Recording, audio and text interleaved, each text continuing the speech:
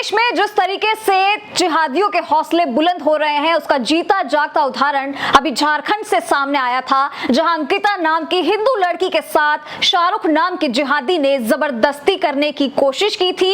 लेकिन जब लड़की ने उससे बात नहीं की तो उससे बदला लेने के लिए लड़की पर पेट्रोल डालकर उसे जिंदा जला दिया था। झारखंड के दुमका में हुए अंकिता के साथ जो हुआ, अभी उससे कोई उभरा नहीं था कि जिस तरीके से शाहरुख नाम के लड़के ने उस हिंदू लड़की का पीछा किया, फिर जब अंकिता उसके झांसे में नहीं आई तो जिहादी शाहरुख ने की सनक गई और उसने तुरंत अंकिता को मारने का एक प्लान बनाया और उस पर पेट्रोल डालकर जिंदा जला दिया। हादसा इतना भयानक था कि इस खबर को जिसने भी सुना उसकी रूह कांप गई। इस बात में कोई शक नहीं है कि लव जिहाद भारत में मुस्लिम समुदाय द्वारा देश के इस्लामीकरण के लिए इस्तेमाल किया जा रहा सबसे खतरनाक हथियार है। ये जिहादी हिंदू लड़कियों को लव जिहाद के जरिए मुसलमान बना रहा है। आतंक के दूसरे रूपों की तरह लव जिहाद भी एक गहरी साजिश है। समाज में सोशल मीडिया के जरिए लव जिहाद की गहरी साजिश को रचा जा रहा है और इसकी आड़ में देश में धर्म परिवर्तन कराने का बहुत बड़ा पैमाने पर काम किया जा रहा है। कई जिहादी हिंदू नाम से फेसबुक अकाउंट बनाकर भोली भाली हिंदू लड़कियों को अपने प्रेम जाल में फंसा लेते हैं। आमतौर पर ये जिहादी और एक हिंदू लड़की के प्यार और शादी की बात लगती है, लेकिन इस प्यार के पीछे एक गहरी साजिश है। इसमें लव जिहाद गैंग के लड़के बहला फुसलाकर हिंदू लड़कियों को अपने प्रेम जाल में फंसाता है और जब कोई हिंदू बेटी इनकार करती है तो उसकी जान लेने से ये पल भर भी नहीं चूकते। प्यार से इनकार पर आखिर कोई किसी की जान कैसे ले सकता है? ये जरूर आतंकवादियों की साजिश है जिसमें वो मुस्लिम लड़कों का ब्रेन वॉश कर हैवानियत का पाठ पढ़ाते हैं।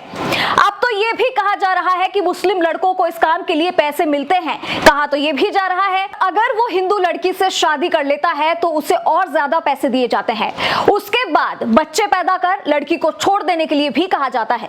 अब ये साफ हो गया है कि ये एक अंतर्राष्ट्रीय साजिश है और पूरी दुनिया को इस्लाम में बदल देने के आह्वान से जुड़ा हुआ ये पूरा प्रकरण है जिसको एक बड़े पैमाने पर अंजाम दिया जा रहा है। लेकिन ये सिलसिला यहीं तक नहीं रुका। आज दिल्ली में एक बार फिर एक हिंदू लड़की के साथ ठीक वैसा ही हुआ जैसे झारखंड की अंकिता के साथ हुआ था। दिल्ली के संगम विहार इलाके में झारखंड के दुमका कांड जैसी दिल दहलाने वाली घटना फिर से सामने आई है। दरअसल 11वीं क्लास में पढ़ने वाली छात्रा का पीछा किया था इस जिहादी लड़के ने जिसका नाम अली बताया गया है और उसने उस लड़की को तब गोली मारी जब वो स्कूल से घर लौट रही थी। पुलिस के मुताबिक अली इंस्टाग्राम पर छात्रा को परेशान किया करता था और इसके बाद छात्रा ने उसे ब्लॉक कर दिया। 25 अगस्त को जब वो स्कूल से घर लौट रही थी तब 3 बाइक सवार युवकों ने उसका पीछा किया। जब वो संगम विहार के बी ब्लॉक के पास पहुंची तो उनमें से एक ने उसे गोली मार दी। तीनों लड़के बाइक से भाग निकले। बाद में पुलिस ने आरोपी को गिरफ्तार कर लिया।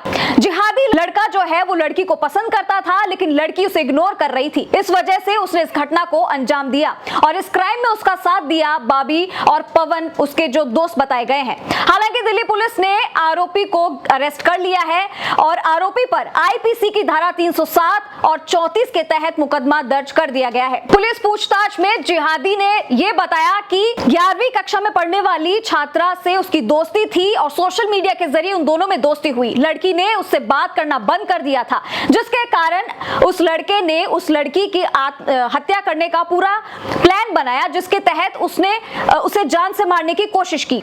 आगे उसने ये बताया और उसने ये कबूल किया कि लड़की को मारने के लिए उसने बॉबी और पवन नाम के 2 लड़कों की मदद भी ली जिसमें वो शामिल थे। जिसके बाद उसने उन पे गोली चला दी। गोली लगने से लड़की घायल हो गई, उसके कंधे पर चोट आई और लेकिन अभी जब उसे अस्पताल में भर्ती कराया गया उसके बाद रिपोर्ट्स आई कि वो खतरे से बाहर है। बॉबी और पवन को घटना से तुरंत बाद पकड़ लिया गया था और इन दोनों ने पुलिस को बताया कि लड़की ने पिछले 6 महीने से आरोपी लड़के से बात करना बंद कर दिया था जिसके बाद उसको गुस्सा आ गया था और गुस्से में उसने ये पूरी साजिश रची थी। झारखंड में जिस अभी जो घटना हुई थी उसके बाद पुलिस ने आरोपी शाहरुख को गिरफ्तार कर लिया था, आपको याद ही होगा। हालांकि हिरासत में इस मनचले की हरकत देखकर पुलिस वाले भी हैरान थे। जिहादी शाहरुख को जब पकड़ा गया तो उसकी शक्ल से जरा भी ये नहीं लग रहा था कि उसे किसी सजा से डर लग रहा हो, ये पुलिस या कानून का उसे खौफ हो। हिरासत में जाने के बाद भी शाहरुख का हंसता हुआ वीडियो वायरल होने लगा और इससे ये पता चलता है कि वो अपने आकाओं के कहने पर ये काम करता था और उसे उम्मीद है कि वो जल्द छूट जाएगा। वीडियो में शाहरुख को अपने किए पर किसी भी तरह का अफसोस होता दिखाई नहीं दे रहा था। लव जिहाद या रोमियो जिहाद एक षड्यंत्र है जिसके तहत युवा जो जिहादी होते हैं, लड़के होते हैं, वो गैर मुस्लिम लड़कियों के साथ प्यार का ढोंग करके उनका धर्म परिवर्तन करते हैं। भारत के संदर्भ में ये अधिकतर हिंदू लड़कियों के साथ किया जाता है।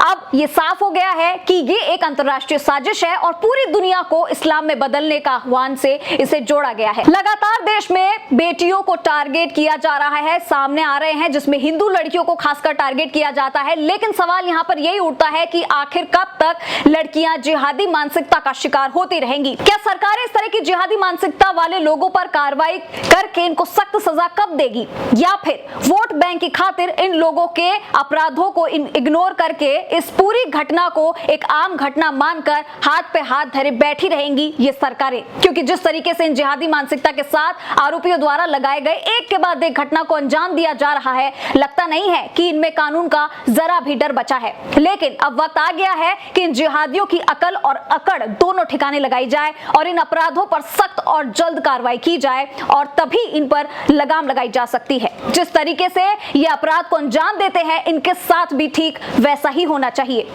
आपकी क्या राय है और आपका क्या कहना है इस पूरे वीडियो को लेकर, इस पूरे प्रकरण को लेकर? जिस तरीके से झारखंड में अंकिता के साथ हुआ और अब दिल्ली में संगम विहार में एक लड़की के साथ ठीक वैसा ही उसी घटना को अंजाम दिया गया। अगर लगातार इन घटनाओं पर, होती हुई घटनाओं पर रोक नहीं लगाई गई तो आगे जाकर पूरा मुस्लिम संगठन तैयार हो जाएगा हिंदू लड़कियों को टारगेट करने के लिए।